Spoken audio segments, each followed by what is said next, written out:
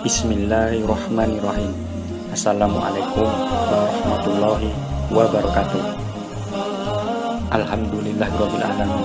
Puji syukur kepada Allah Subhanahu wa taala yang telah memberikan banyak kenikmatan berupa kesehatan, kesempatan, dan keberkahan dalam hidup kita. Sholawat serta salam tidak lupa kita haturkan kepada Nabi Muhammad SAW. Allahumma sholli ala sayyidina Muhammad wa ala alihi wa sahbihi wa sallim taslima. Kisah sahabat Nabi mencium bau surga di Gunung Uhud.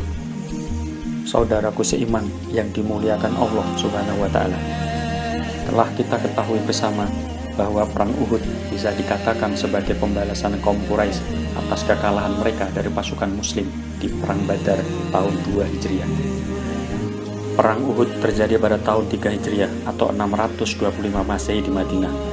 Namun, perang Uhud tak hanya menjadi ajang balas dendam kaum Quraisy di medan perang, tetapi juga dilatar belakangi kecemburuan mereka terhadap perkembangan popularitas Islam di kawasan Madinah. Perang Uhud menyimpan sejumlah kisah. Salah satu sahabat Nabi, Anas bin Nadar, sempat mencium bau surga di Gunung Uhud dalam perang melawan pasukan Quraisy tersebut. Sahabat Anas bin Nadar adalah Abu Amr Anas bin Nadar bin Dakham An-Najari Al-Khazraji Al-Asyari. Beliau merupakan paman dari Anas bin Malik radhiyallahu anhu, khadim Rasulullah sallallahu alaihi wasallam. Dari nasab Anas kita mengetahui bahwa ia masih memiliki kekerabatan dengan Nabi, karena buyut Nabi yang bernama Hasim menikahi seorang wanita dari Bani Najjar, dan lahirlah kakek beliau Syaibatul Ham yang kita kenal dengan Abdul Muthalib. Dikisahkan perang Uhud melibatkan 3.000 pasukan Quraisy dan 1.000 kaum muslimin. Pasukan Quraisy terdiri dari 200 pasukan berkuda, 700 pasukan berkendara unta, dan sisanya adalah pemanah serta pejalan kaki. Sementara itu pasukan muslim yang dipimpin oleh Nabi Muhammad membawa kurang lebih 1.000 pasukan gabungan dari orang-orang Madinah. Sebelumnya, Nabi Muhammad telah membahas tentang strategi perang Uhud. Demi keselamatan penduduk Madinah, tentara muslim akan berperang di luar Madinah. Namun dalam perjalanan ke Uhud, Abdullah ibnu Ubay membelot dengan 300 pasukan muslim, sehingga jumlah total tentara muslim menjadi 700 orang. Bahkan dengan pembelotan Abdullah ibnu Ubay, Nabi Muhammad tetap meminta pasukan muslim untuk berkonsentrasi dan tidak perlu memikirkan tentang pengkhianatan Abdullah ibnu Ubay. Perang Uhud ini berlangsung sekitar 7 hari. Awalnya pasukan muslimin menguasai dan mampu memukul mundur kaum Quraisy. Namun ternyata mundurnya pasukan Quraisy adalah bagian dari strategi. Setelah berpura-pura kalah dan melarikan diri, pasukan Quraisy kembali ke medan perang untuk menyerang kaum muslimin yang tidak menaruh curiga. Sebelumnya, Rasulullah telah memperingatkan para prajuritnya untuk berjaga-jaga di atas bukit jika pasukan Quraisy kembali dengan kekuatan yang lebih besar. Namun, sebagian besar kaum muslimin tidak mematuhi perintah Rasulullah tersebut, dan mereka turun gunung lalu bersukaria mengumpulkan barang rampasan perang yang ditinggalkan kaum Quraisy. Pada posisi yang sedang lengah tersebut, kaum Quraisy kembali lagi menyerang. Mereka mengepung dan melancarkan serangan dengan membabi buta. Jumlah kaum Quraisy yang cukup banyak membuat tentara muslimin lari kocar-kacir. Ditambah lagi propaganda yang dilakukan oleh kaum Quraisy dengan menyebar berita bohong yang menyebutkan bahwa Rasulullah telah terbunuh. Akibatnya, semangat kaum muslimin menjadi surut. Mereka memilih berlari untuk menyelamatkan diri. Salah seorang sahabat yang gagah berani, Anas bin Nadar, ikut berjuang dalam perang tersebut. Ia melihat Umar dan beberapa orang bersamanya sedang terduduk. Ia berkata, "Kenapa kalian duduk bersedih?" Mereka menjawab, "Rasulullah SAW telah terbunuh." "Jika begitu, apalagi yang akan kalian perbuat mengisi hidup setelah beliau wafat? Berdirilah, gugurlah dengan cara beliau meninggalkan dunia," kata Anas membakar semangat para sahabat. Kemudian Anas menghunuskan pedangnya.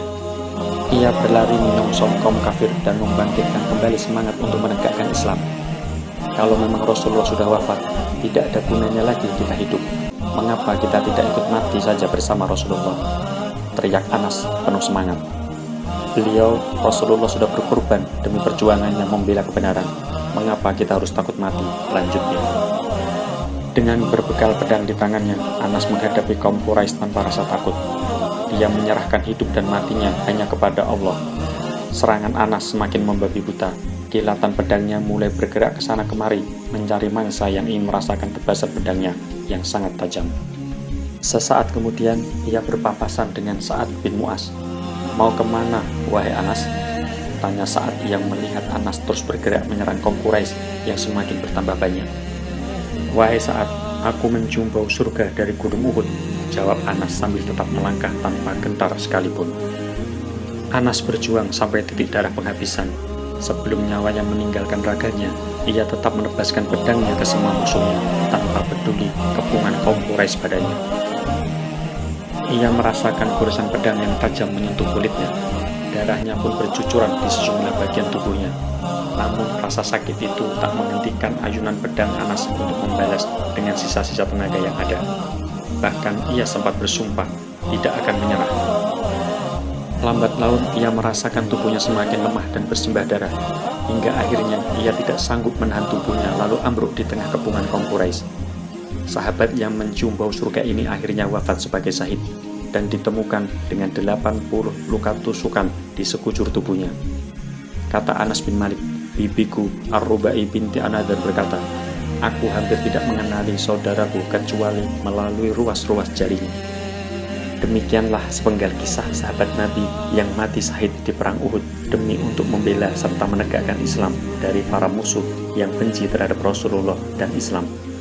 Betapa Allah telah memuliakan sahabat Anas bin Nadar yang telah diberi kesempatan mencium bau surga sedang raganya masih berada di dunia. Semoga kisah ini menjadi pelajaran bagi kita sebagai umat Islam bahwa jika kita mencintai Islam karena cinta kita kepada Allah dan Rasul-Nya, niscaya Allah akan memberikan keberkahan dalam hidup kita. Amin ya rabbal alamin. Wallahu a'lam bishawab.